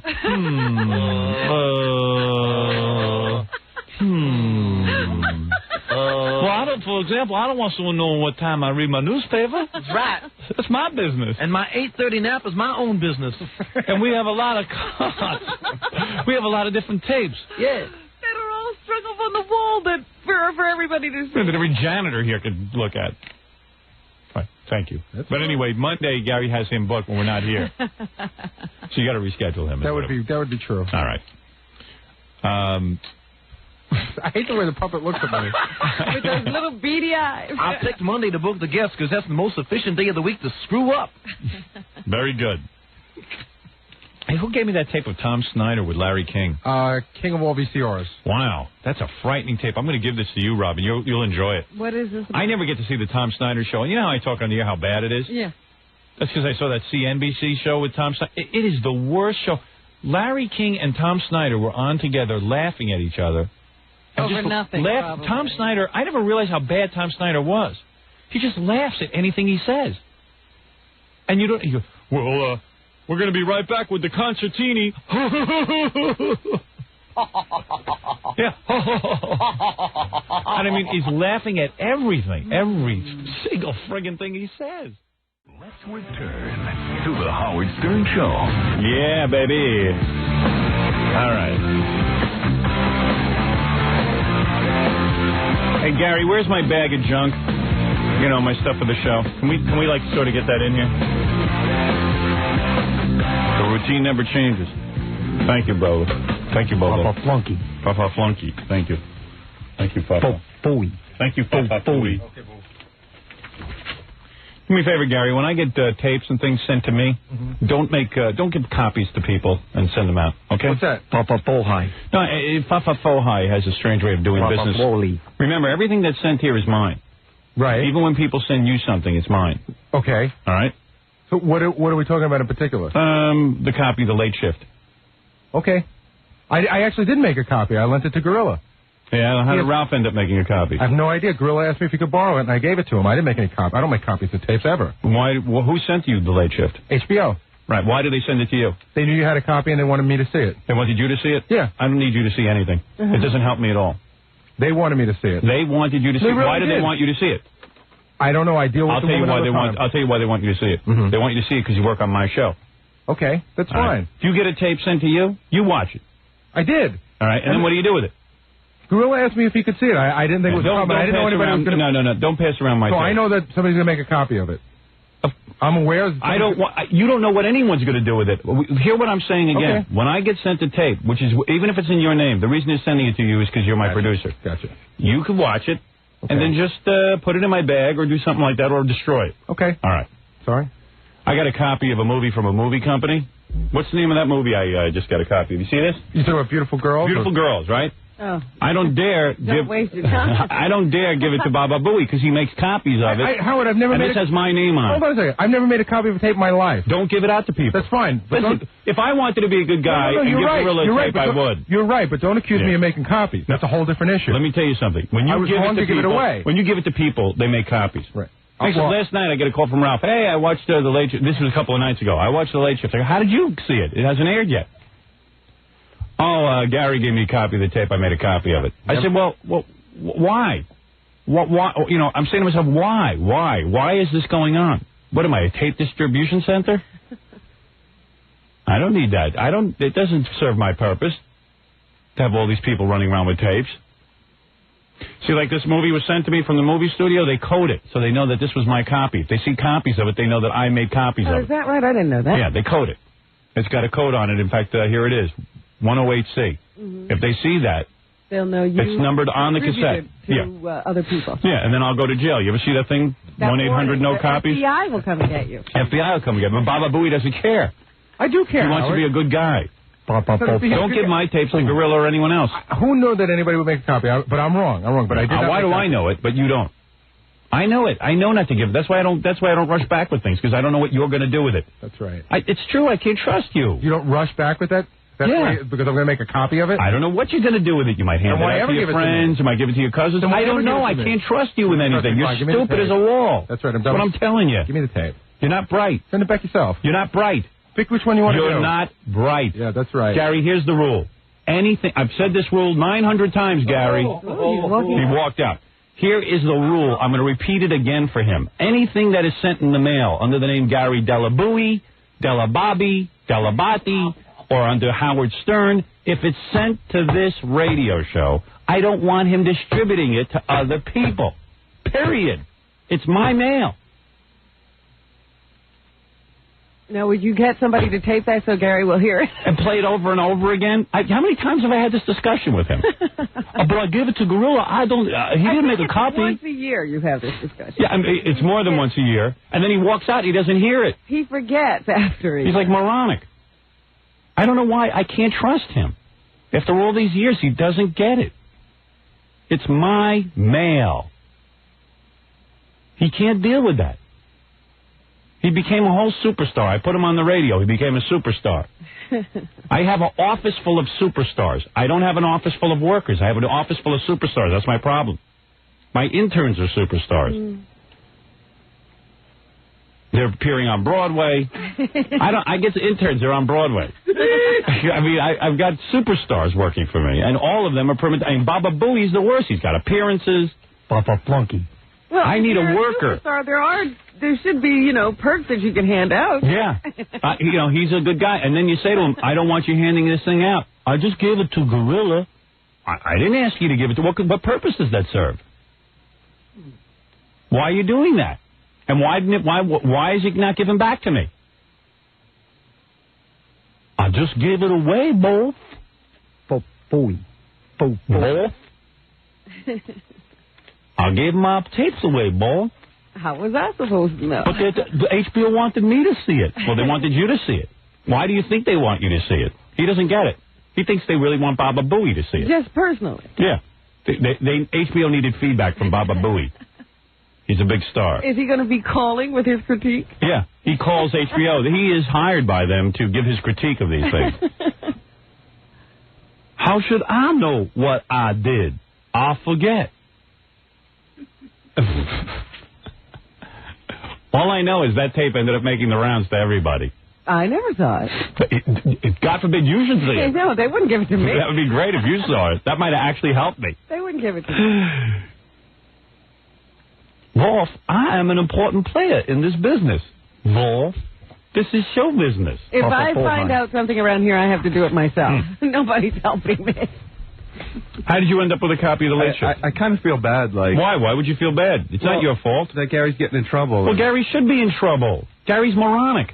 He's supposed to be my producer who goes through my confidential mail, put it in my bag, and then destroy it. HBO didn't send it over for Ralph or Gorilla. They're not interested in you seeing it. You know when you should see it? When it airs, like everyone else. Yep. You get a call from Ralph. I've just completed viewings. I said, how did you finish viewing the Late Shift? Oh, I got my personal copy from Gary, which I copied.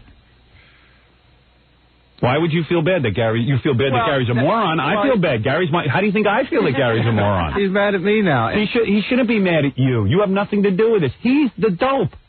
Why is he mad at you? That's the most moronic thing I've ever heard come out of his mouth. How could he be mad at you? He's the moron who released the tape. Why would you be at fault? For once, you're innocent, Ralph. Yeah. That's why he's in here. What do you got to do with it? It's the source. I just didn't think it would be a problem. I thought, you know what it is? You're a complete idiot, and you don't know why anything's a problem. But worse, my producer's stupider than you. Nothing is ever a problem to you. Nothing's a problem. I didn't think it'd be a problem. I wanted to check it out. Well, maybe it wasn't a problem this time, but maybe if this tape had gotten out, maybe I would have returned this tape to Gary thinking he's going to send it back, and he would have released it to you guys, where you make copies, and I got to be responsible for it. I can understand that. So why isn't my mail treated confidentially? I don't understand. I just don't get it. But why would you feel bad? You feel bad that Gary's stupid. We all feel bad Gary's stupid. And now it's just going to be like one of those things. Gary's going to be all stuck in his craw about me, and he's going to blame about you. He's going to blame why me. Would he blame you? Explain to me why he'd blame you. I walked up there and said, Gary, I'm sorry that you got in trouble or whatever, and he said, well, you should be, and why should you be? Why should you feel bad that he's a moron? In other words, he took the tape and distributed it to people. So Gary would think you're a great guy. He didn't know I was going to make a copy. But I guess that's the point. How would he know what you're going to do with it? Yeah. Well, how does he know what you're going to do with it? That's my point. Why is he not worried about my mail? How could you be mad at Ralph? You're the moron who released my tape. Because Ralph answered for it, and the answer was no. And then I made a copy. He took it from who? From Gorilla. Okay, I shouldn't have given it to Gorilla, but Ralph asked me, Ralph said, can I have this tape? And I said, no. Then Ralph took it and made a copy. Now, wait. Of course, because you released it to Gorilla. That's fine. But you don't think I should... Why do you release my mail? How come I'm wrong, okay? You're absolutely wrong. Right, how come Ralph can do pretty much anything he wants? Ralph cannot do whatever he wants. Ralph's got into trouble on this show many times. Ralph can look on my desk and look at my notes. Ralph, why do you keep your notes on the desk? I don't anymore, but don't you think Ralph is just as wrong? No. There's no equal... Here, I'm going to explain it to you because you don't see things clearly. You are the source of my mail. If you release my mail to anybody... Right. If you release my mail to anybody, that's when the problem is. I understand that, but when you say no to Ralph, and then Gorilla has a copy, and Gorilla gives it to Ralph, it's not Ralph who's my problem. You're my problem. I agree. Not Ralph. I agree. But so he just goes and makes a copy. That's not a problem. Right. That's right. Once they've released it, no matter what anybody does... Gorilla didn't tell him not to make a problem. Within the inner circle, knows better. You're the problem, Gary. You released it. Okay, I'm the problem. Don't release anything out of this office. Stop being a good guy. You're not a superstar. You're Baba Booey. I never said I was a superstar. You become a whole star. No, I haven't become You're releasing tapes. You're a video release guy. Don't give anything of mine to Gorilla, unless you ask me. Right. Don't give anything of mine to Ralph. Don't give anything of mine to Tom Chiasano. That's fine. Tom Chiasano, I can't go to his secretary and say, give me Tom's calendar for the day. Why do you release things of mine? How come every idiot on the planet knows not to take their boss's stuff and give it out except you? Because But you're going to blame Ralph somehow. Gary, I still think that he should have taken it. No, Gary, but you're wrong. I'm wrong. Gorilla, he got it from Gorilla, not from you. Gary. Yeah. You said no to me, not because, no, you can't see it. No, because Gorilla had it next, and then John had it after him, and I was last in line. So it was a matter of time. So there was a whole line. There was a line. I had to wait in line. There's a whole line. So instead of waiting in line, my mail. Wait a second. Gorilla, here's the rest of my mail. Here. Take it and go through it and see what else you want, okay? Because Gary wants you to have all my mail. Evidently, you can take my mail and go through it. Go through everything of mine. Take whatever you want. Go through the office and see what else you need. Don't consult me. Excuse me, Howard. Yeah. I want to get you a copy of your 1996 tax returns back from Ralph. I lent them to him. Why don't you just give us a list of what you have so we can pick over? Gorilla, would it help you if I made a list of what I have? No. All right. I'm not mad at you. Don't worry. There's nothing to do with you. I give Gary. There's more and more jobs I got to take away from Gary because he screws them up. But come on, my mail. It's a no-brainer. You go through it, and then whatever I told him we don't need, you throw in the garbage, and the rest you give to me. Ralph told me he wanted to take it and watch it in the back, and then all of a sudden he was making a dub of it. Yeah. Well, let me tell you something. You're not to blame. I told you what I was doing. Ralph is not to blame. The problem is Gary. He gave away my mail. Gary's saying that there's an inner circle and that they should know what to do. They should. How come he doesn't know what to do? I gave it to people who are a member of the inner circle. What inner circle? Interns? I don't know what the inner circle is. He just said that. I just thought I'd bring it up. I didn't know there was an inner circle. Who's in the inner circle? I'm not in the inner circle. Evidently, you never get anything. Everybody has to be divided. Gary, who's in the inner circle? Oh, let's see. Ganji and Grillo. What about the janitor? Doug from E. By the way, Ralph, where's that key of Howard's house you made copies of? I think I might need it back. You did what? I don't know what's confidential and what isn't. He hands out my mail. So the inner circle, but he said he gave it to the inner circle. That's why he's angry that you're not angry at Ralph. But both. He gave it to the inner circle, and the inner circle knows what to do. Oh, I see. How come he doesn't know what to do? But both. Ivan Reitman made late shift and Betty, so I figured it's important that the inner circle see her work so they can approve it. Family. Yeah. Don't you want them to critique it? I get Ralph on my answering machine. I have my critique of the late shift. I thought that you'd be interested. Oh, dear. And I'm like, no, I'm not. What an irritating phone call. Yeah, right. I'm like, well, how did he get it?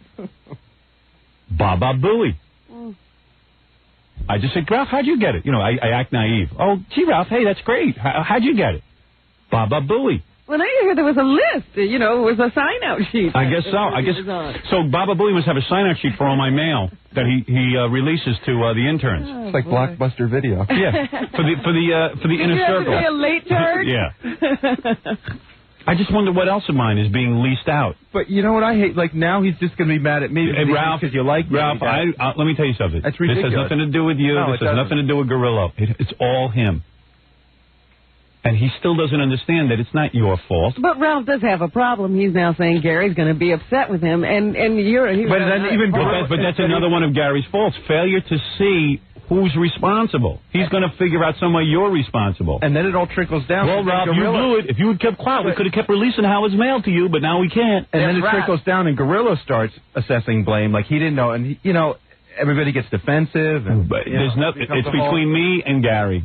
He's not going to somehow throw this off onto you or Gorilla. If you're in charge of my mail, then you make sure it doesn't go anywhere. And Ralph is a bad person because he reads the notes on Gary's desk. Well, who doesn't read the notes on Gary's desk? You can't help it. I don't really sit and read, but everyone does. You walk in there, you're leaning over the desk to get a piece of paper. Please, all of a sudden, a note is in your record company guys read my notes on his desk. Those are my notes, boss. They shouldn't read them. Isn't it wrong for people to do what they're not supposed to do? Yeah. Now I'm sorry that I gave copies of that videotape to my toll taker, and my parking lot attendant, and my milkman. It's going around and the guy who rakes my lawn. Oh, that's Gary's way of, and you know what it is? That takes energy to sit there and keep track of these tapes. And his energy is going to stupid stuff like that. That's what I resent most. That's what he's busy with, tapes. Work at a video store. Yeah, that's where he would be. If it wasn't for me, he'd be working in a video store. Blockbuster, Gary Dell'Abate's office. Yeah. Toothbuster. I'm sitting there at home steaming all week, and I go, it's amazing. Ralph has my mail. And Gorilla and John, but Gary decided that this is pieces of my mail that can be distributed. Ralph, stop laughing. It's amazing. It's just amazing. And Gary goes, Ralph asked me for it. I get confused. I said no. But he said yes to Gorilla. Little did I know but that Gorilla was a conduit. He was performing a cover up there. Yeah.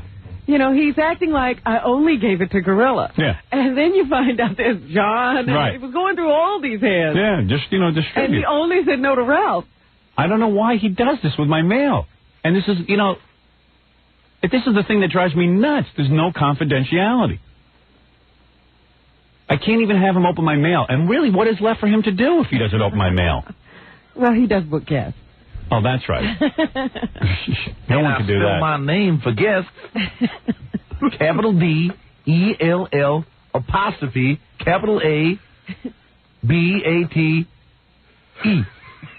So I'm sitting here with this tape that I'm supposed to return to Miramax Films, and I'm shaking in my pants. Wondering how many copies are out. Yeah, like I can't give this to him because I know because he keeps calling the house every day. Bring it back, bring it back. I know what he wants. First of all, he needs to see it. Right. Which it doesn't do me any good if he sees it. Mary and I want to screen something. Now that we have the baby, we can't go out, so give me all your free stuff. We're going to have a movie party. Everybody in the neighborhood, come on over. Bring the VCRs. Mary and I will watch Beautiful Girl. Right. Mary and I and our friends will screen Howard's movies. We will have another couple come over, and we will watch a movie. And the reason I haven't brought it back in is because he's been driving me nuts about it. And all of a sudden, then I see that he's giving my tapes out to be, dubbed. Oh, so it's been a thing on his mind that he's bugging you. Oh, yeah, most things he doesn't remember. I asked him to get me tapes 2 weeks ago of something. He didn't remember that. But this tape, he remembers. This is the one thing he's focused in on, the Miramax film. Well, I got to have my weekend's entertainment. Yeah. Takes a lot of time to duplicate films. Yeah. That he remembered to call my house 4 or 5 times already about. Tonight, a first one feature at the Dell'Abate household. My film of The Late Shift, he remembers to hand out to people, but when I ask him to get me tapes of something, that he can't. Oh, I forgot, Wolf. It was my fault for not following up. Yeah. You heard that. It's my fault I didn't follow up. I mean, why are you following up about the Miramax film, which is probably low on the priority list, and you can't follow up? Well, Saturday entertainment is high on the priority list. No, I need to see that film. Then I need entertainment. He doesn't want to send this back. He wants to watch it and then loan it out to Stuttering John. Miramax hasn't been bugging him for that copy. I need to make a copy of that. Yeah. Believe me, you don't. Well, I'll loan it to Grillo, then you can make a copy. And if the Miramax people are listening, I'm taking the Beautiful Girls tape, and I promise you I will burn it. I'm not going to give it back to Gary Dell'Abate. All people on the sign-out sheet, Beautiful Girls has just been removed. Beautiful Girls will not be available on the sign-out sheet today because Howard has got wise to my distribution program. No more reservations taken. Right. Does he have a new releases list? Yeah, new releases. Coming up, Gary Dell'Abate's new releases list. Coming soon. I just really resent my mail being gone through like that. Jesus. He still doesn't get it. He still doesn't understand why I get pissed off. Well, now he's pissed off at all of us. So. Good. Oh, man. Baba Booey, get in here.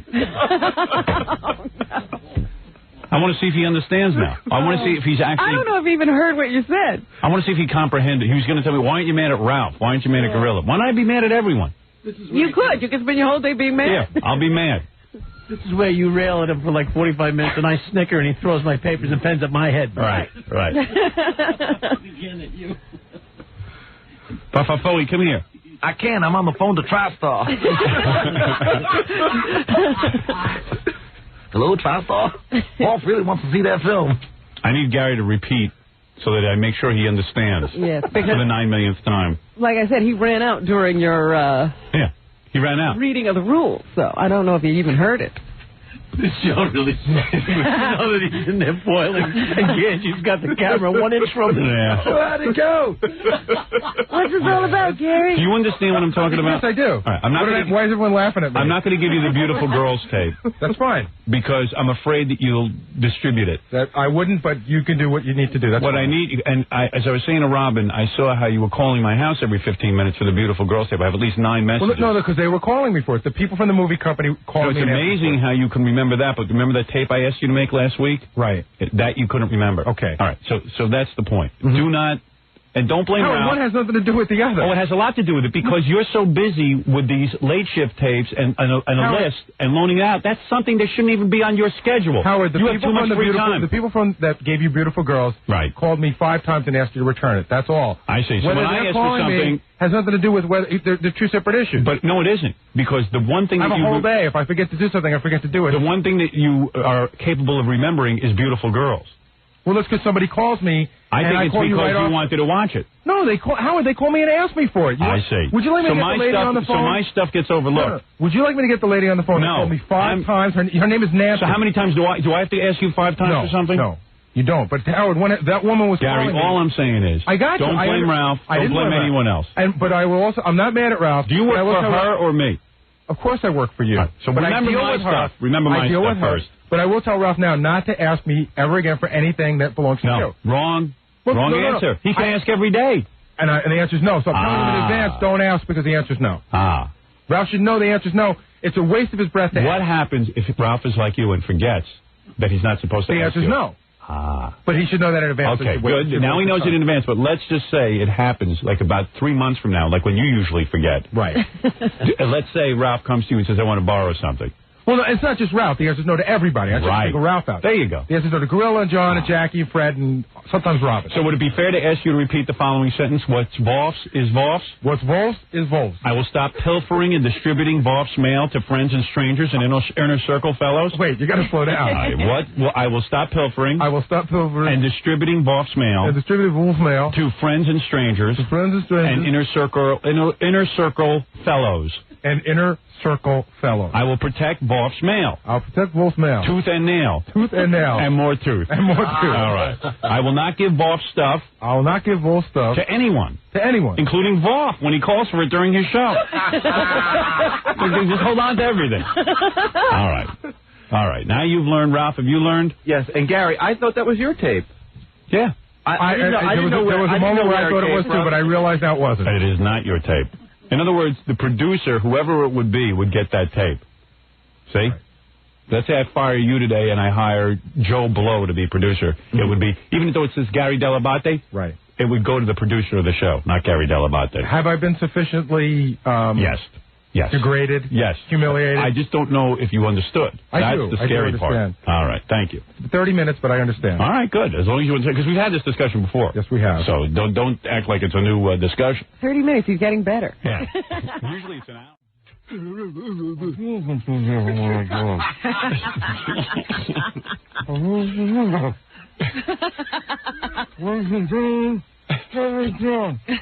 None of your goddamn business, buddy. I'm kidding. I'm just kidding. Oh. I'm just kidding around. He's a battered wife. What?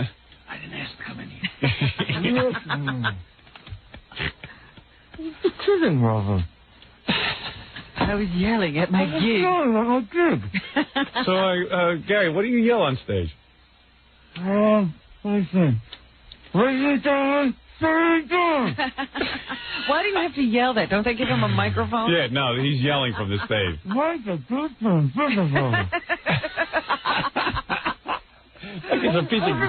it's a piece of garbage in his mouth, and he wonders why I'm annoyed. Oh, just kidding. And the guy's busy yelling on a stage for 20 people. I'm communicating with millions of people every morning, and he's going to come in here with no voice. What a